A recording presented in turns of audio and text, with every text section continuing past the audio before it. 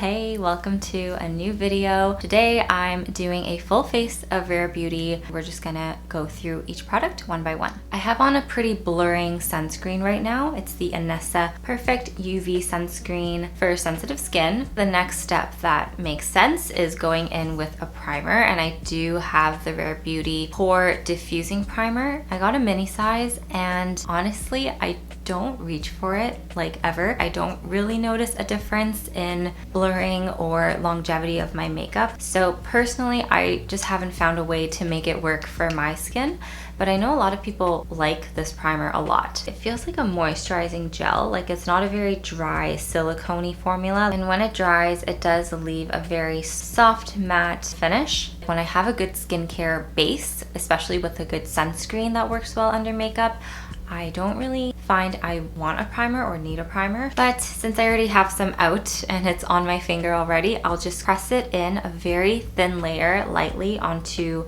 my nose and kind of around my cheeks where I have some visible pores. And I think patting is the way to go with this because otherwise it has pilled on me a few times. It did kind of mattify those areas pretty nicely. Next, going in with the Positive Light Tinted Moisturizer, and I have this in the shade 20W. Really like the packaging of this. It's very lightweight. It's kind of like plastic. It's not glass, so it's not that heavy in your makeup bag. I take a little bit in my hands and I warm it up, and then I'll just kind of like dot it over my face and start patting it in very lightly. I just find using the warmth of your fingers sometimes helps tinted moisturizers blend in a little bit better with your skin and not sit on top of the skin. And then I'll take a kind of rounded foundation brush like this BK Beauty 106, blend everything out properly, making sure there are no streaks. You probably could build it up to like light to medium coverage if you use more product or if you use another layer. I personally like one kind of thin layer of foundation or tinted moisturizer on my face. If you have texture, that will still kind of show through. For me, this isn't like the first base product that I always gravitate towards in my collection. Every time I use it, I'm not disappointed and it's nice, but I guess I do have other products in my collection that I like better for my skin. Either they have just a bit more coverage or it lasts a bit longer. You can still see some of my acne scars poking through. I have some sunspots on the tops of my cheeks that still show through even though they're not super pigmented, but the skin is looking fresh and a bit more even. And when it sets down, I would say the finish is pretty natural. So not matte, it's not too dewy or shiny. I have two more coverage products.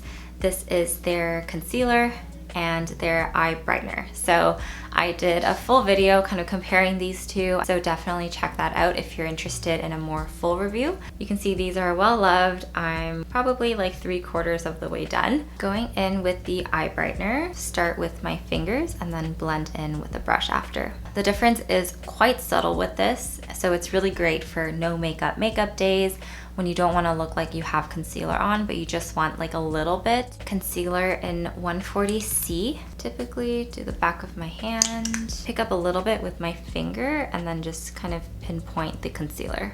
I find you're less likely to get cakiness that way because you're applying just a thinner layer. I would say even layered, the coverage isn't full. It's definitely like a medium coverage concealer. So if you don't have a lot of hyperpigmentation or darkness or spots that you're trying to cover, I would say this is a very nice concealer that's easy to blend. This is 170W, so it's a bit darker and it has a golden undertone.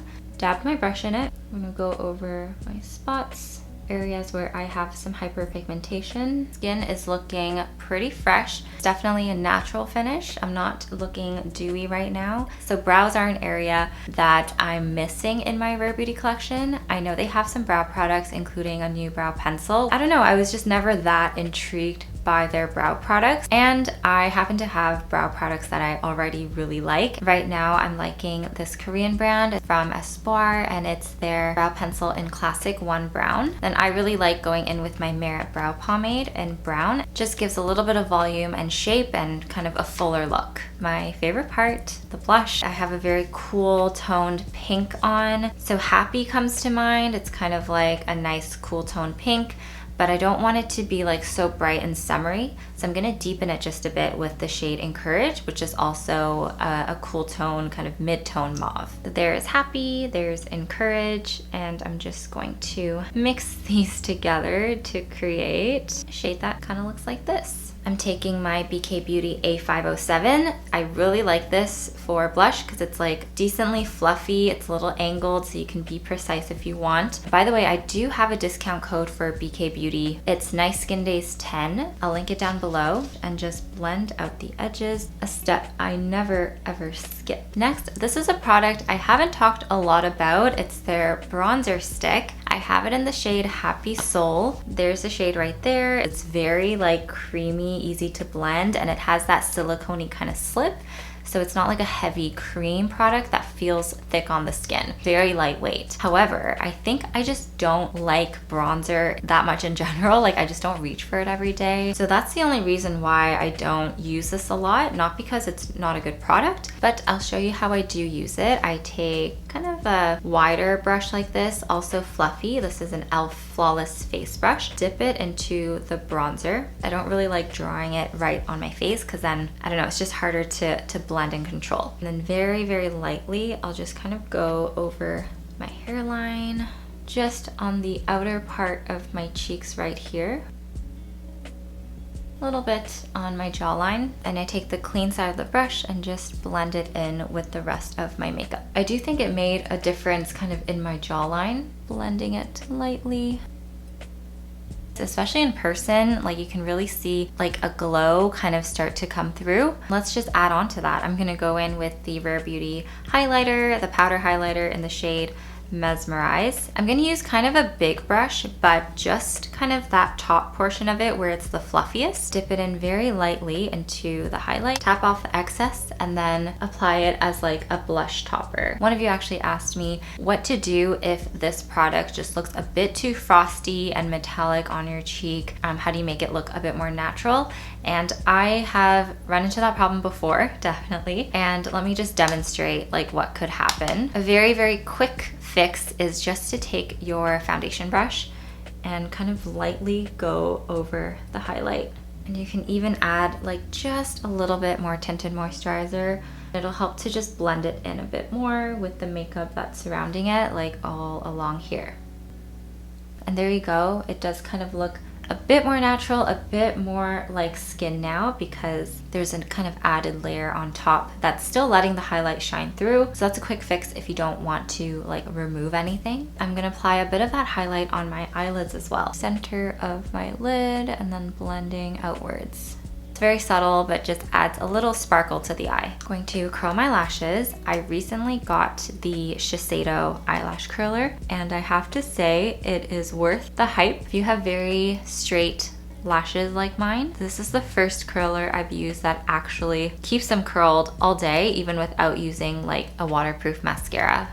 So curled, and it's perfect because I actually don't own the Rare Beauty mascara because I'm just not a huge mascara person to begin with. Most days I just curl my lashes and that's it. Okay, I just have powder and lips left. For powder, I actually did pick up the Rare Beauty loose powder when it first launched. I think it was like almost 2 years ago now. I got it in the lightest shade, tried it out, and I just remember not being that impressed by it. I just didn't love like all the shimmer that I found was in it. I'm pretty sure it was the powder that was shimmery and not like something else that I was wearing, because it was like all over. Yeah, I ended up returning that powder. So I'm just gonna use the one that I like the most in my collection right now. Swirl it, big fluffy brush, and just pat it over my T-zone where I get a little bit shiny throughout the day. And I also use this to further blend out like my blush. For lips, I have a few options here. The lip liner in the shade Fun and the matching lipstick, which is a gorgeous combo. When I want to go for kind of a mid-tone neutral, that's what the lipstick looks like. I did a video on this as well, so I'll link that below. It is a little bit drier today. It's a little cold and chilly, and I just kind of want all the moisture that I can get. So I'm gonna go in with the Rare Beauty Tinted Lip Oil, which as we know now is more of a lip